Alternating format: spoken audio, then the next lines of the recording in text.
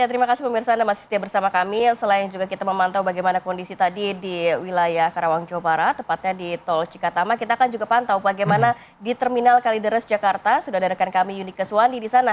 Yunike, apakah juga terlihat banyak masyarakat yang tetap memilih menggunakan bus di Terminal Kalideres dan bagaimana peningkatannya di sana? Silakan. Ya, selamat pagi Rati dan juga Reza dan juga pemirsa TV One. Ini dapat dilihat di belakang saya pemirsa, ini sudah banyak penumpang di liburan Natal hari ini untuk masuk ke bis pemirsa, dan ini penumpang yang ada bersama-sama dengan saya ini merupakan penumpang yang akan menaiki bus Sinar Jaya ke arah Probolinggo. Dan juga pemirsa terkait dengan bus dan juga mobilitas dari penumpang ini, untuk para petugas ini sering kali selalu melakukan pengecekan ataupun rem cek kepada bus-bus yang akan beroperasi pemirsa setiap harinya, dimulai dari awal bulan Desember atau menjelang libur Natal dan Tahun Baru. Dan terkait dengan pengecekan bus tersebut pemirsa, saya akan mengajak Anda untuk bersama dengan Pak Triyono. Selamat pagi Bapak. Pagi. Bapak mau bertanya-tanya soal pengecekan bus dan lainnya ya Pak ya. Pak Triyono, ini rem cek sudah dilakukan kah Pak untuk hari ini? Oh, sudah. Dilakukannya biasanya kapan Pak? Sebelum hari H-1 kah atau kapan? Ya, sebelum hari Min 1. Oke. Pak, tapi biasanya kendala yang ada di bus tuh apa aja sih Pak kalau dilakukan pengecekan? Kalau dilakukan pengecekan, kendalanya ya Yang dicek mungkin Pak apa aja? yang dicek keadaan mobil. Keadaan mobil yang dicek ya istilahnya mesin, kondisi mesin, terus pengereman, oli, ban bel, airan. Sejauh ini pengecekannya gimana Pak? Lancar?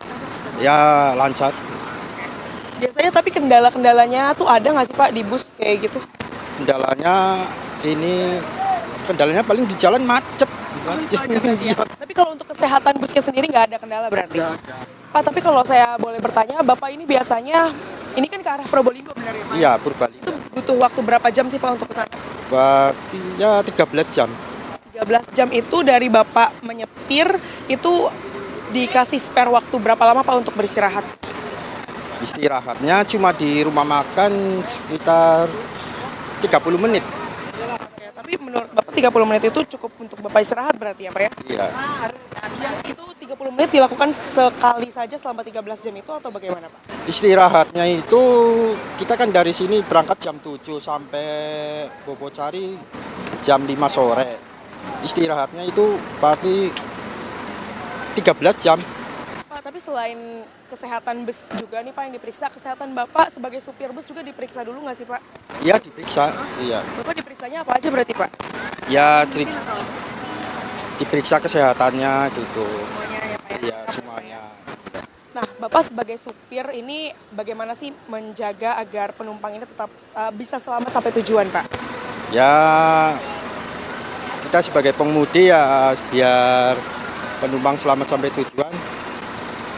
Kondisi pengemudi harus benar-benar berbadan fit dan sehat. Gitu. Tapi pernah nggak sih Pak memaksain keadaan kalau misalkan Bapak udah harus beristirahat begitu, sedangkan kan ini busnya cuman boleh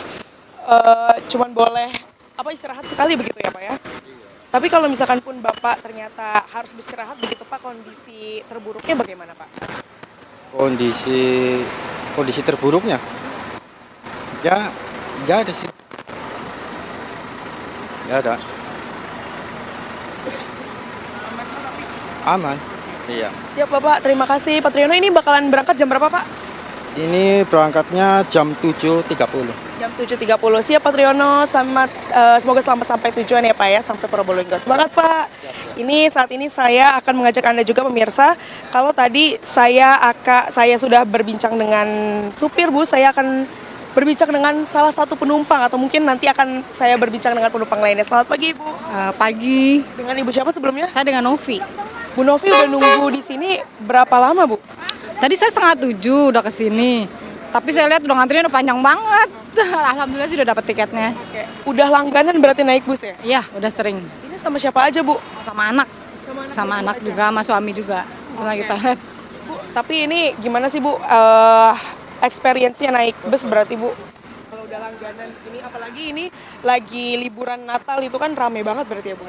Kebetulan karena aku langganan Sinar Jaya, jadi kita udah paham situasinya kalau lagi libur panjang tuh rame gitu.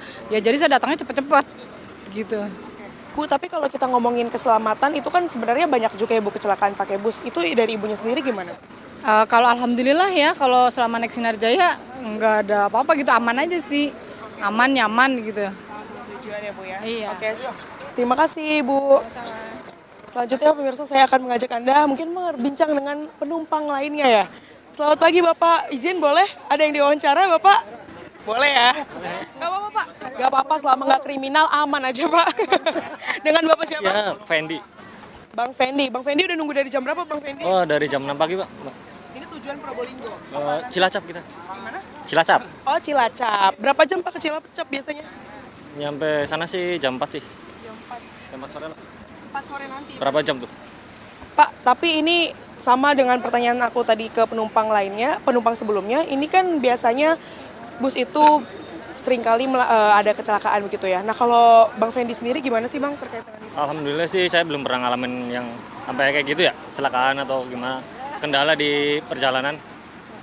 Kenapa sih Bang lebih memilih bus daripada armada transportasi lainnya? Ya, kalau bus sih simpel aja sih. Simpelnya gimana tuh Bang, boleh dijelasin? Ya, gimana ya? Grogi ya Bang ya? Gak apa-apa Bang, santai. Simpel aja Kak, maksudnya kalau nggak keburu-buru dari tempat kerja tuh ke terminalnya nggak keburu-buru. Oh oke. Berarti tujuan Abang ini ke Cilacap untuk pulang kampung kah atau untuk liburan atau untuk gimana? Oh, kebetulan ini cuti. Untuk cuti berarti Nah, cuti libur. Liburan Natal ya? Nggak, libur ini kita mah libur dari kerjaan. Libur kerja, libur tanggal merah yang Oh. menikmati juga ya. Oke siap, tapi Bang kalau untuk ramenya bus ini di masa liburan gimana sih Bang? Ramainya bus di masa liburan. Maksudnya kan penumpangnya jauh lebih banyak tentunya kan daripada hari-hari biasa. Boleh ya. Itu gimana Bang? Ada kendala di pembelian tiketnya kah atau kendala di overload penumpangnya kah atau gimana Bang? Betul, di kendala tiket sih dari pagi juga antri panjang udah. Dari jam 6 pagi sampai jam 7 baru dapat tiketnya. Kadang nunggu 1 jam. Ah. Tapi biasanya Abang juga nunggunya selama itu. Oh, kalau hari biasa nggak kayak gitu sih. Oh, oke. Langsung aja ke tiket, langsung beli, langsung ada. Terima kasih Bang Fendi untuk waktunya. Selamat melanjutkan perjalanan ya Bang ya. Ya, Rati dan juga Reza, itu dia tadi perbincangan saya dengan penumpang dan juga sopir bus. Dan sementara itu dia laporan yang dapat saya sampaikan kembali ke Anda di studio. Bang Kuza. Ternyata pengguna transportasi umum juga masih banyak begitu ya. Masih ramai loh Pilihannya pagi juga ini. banyak tuh, baik itu karena budget, karena Ya. kecepatan maupun kedekatan. Terima kasih Yunika atas laporannya. Mas Estu, tadi kita udah lihat kesiapan dari sopir-sopir bilang, iya ada waktu istirahat juga. Tapi tidak kita pungkiri bahwa memang kecelakaan di jalan juga bisa dibilang ada begitu ya, baik itu kecelakaan yang cukup besar maupun tidak. Beberapa hari lalu, belum ada sepekan, ini terjadi di exit tol Krap ya, ada 16 orang yang meninggal dunia. Iya. Antisipasi apa yang harus dilakukan, terutama di musim liburan seperti ini? Ya, kalau boleh saya bilang kondisi Karapia ini kebetulan ya, kebetulan terekspos, ya kan, kebetulan terekspos. Sebenarnya mungkin kalau dari data-data yang sumber-sumber lain mungkin masih banyak yang masih berupa angka-angka terjadi kecelakaan di sekian, Iya. tapi tidak terekspos gitu Iya. kan. Nah, saya mau ngeliat gini, yuk kita lihat ini jangan sebagai satu single situasi ya, satu kondisi aja, enggak. Saya mau ngajak, yuk kita lihat ini sebagai satu sistem besar.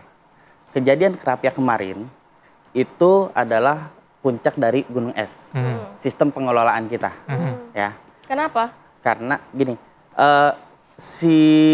ini kan pasti ada sebab akibat Iya. gitu ya. Satu mungkin, yuk kita coba urutin dari yang katanya ini anak baru ya. Iya. Drivernya anak baru, dia Drivernya gantian. Iya, masih usia Nah, muda, 22 masih tahun. 22 tahun. Terus dia menggantikan supir Menggantikan utama. supir Kenapa utama. supir utamanya diganti? Mungkin dia capek atau sejenisnya atau sistem kerjanya. Gitu kan? Nah, kenapa seperti itu? Terus kalau si driver ini punya lisensi dan lain sebagainya gitu kan. Loh, seharusnya dia bisa kan sebagai seorang driver, sebagai seorang pengemudi seharusnya dia tuh bisa mengendalikan kendaraannya seperti itu. Dan ingat ini yang mau saya sampaikan bahwa orang tuh bisa membawa kendaraan itu bukan hanya sekedar gas dan rem aja. Ibarat kita bawa diri pasti harus jaga tata krama, aturan dan lain sebagainya. Sama Paham aturan lalu betul. lintas juga begitu. Ya, nah itulah makanya seorang driver juga dituntut seperti itu. Selesai driver, enggak, tunggu dulu. Driver itu pekerja, pasti ada bosnya, pengelolanya. Nah ini pengelolanya menyiapkan nggak sih, mendidik driver-driver ini nggak sih, Biasanya gitu enggak kan? ya? Bagaimana? Mungkin suatu saat TVW kan harus nanya si pengelolanya. Kalau Anda mencermatinya apa Ya. kurang pengelolaan Ya. dari sisi pengelolaannya? Kalau pengelolaan, kalau dibilang tidak ada sama sekali, saya nggak percaya lah. Minimal ada. Cuman kita nggak tahu sampai sejauh mana, sampai sedalam apa. Karena pendidikan cara mendidik driver dengan yang umur 20 tahunan dengan driver yang sudah 40 tahun ini pasti mungkin beda cara menyampaikannya dan lain sebagainya. Si pengelolanya juga. Lalu pengelola ini kan nggak cuman punya komponen driver aja, dia punya armada. Ya. Nah, dia mengelola armada ini dengan benar nggak sih? Gitu kan. Cek itu ya. Betul. Persekian lama gitu kan. Nah, oke, armada ini dicek memenuhi semua ketentuan. Berarti siapa? Regulatornya. Yuk kita lihat dari regulatornya. Dia ketat nggak sih gitu kan? Atau ada, oh ini masih apa yang ini nirmis dikit atau gimana gitu kan? Mas, sebenarnya ini kan juga sudah dilakukan setiap hari besar, libur panjang dan segala macam, tes urin dari pengendara, Betul. kondisi dari bus juga begitu ya, kesiapan yang pemerintah melakukan itu, pengawasan dari pihak kepolisian juga ada begitu. Tapi apa yang jadi penyebabnya? Karena ini terus-terusan berulang. Kita jangan melihat tadi Anda bilang bahwa satu kecelakaan aja ini juga angka yang fantastis. Kita kalau bisa sampai zero accident begitu ya. Betul. Ya. Balik lagi, saya mau nyampaikan lanjut yang tadi ya. Ini ekosistem besarnya, gitu kan. Nah, kenapa? Padahal ini berulang-ulang dan sama aja kan. Sebenarnya tiap tahun juga ada Nataru, tiap tahun juga ada Lebaran, gitu kan, berulang-ulang dan kalau boleh saya bilang kesalahan itu terkadang bukan dari sistem besarnya, dari detil-detil kecilnya, gitu. Apa yang miss misalnya? Ya, misalkan mungkin semua udah oke. Satu ban, misalkan dari contoh armada ya, contoh armada. Satu ban yang kurang bagus aja, ketika dia melintas di kondisi yang tidak bagus, itu mungkin itu bisa menyebabkan slip dan sejenisnya, gitu kan. Nah, lalu juga dari sisi mungkin regulator gitu kan.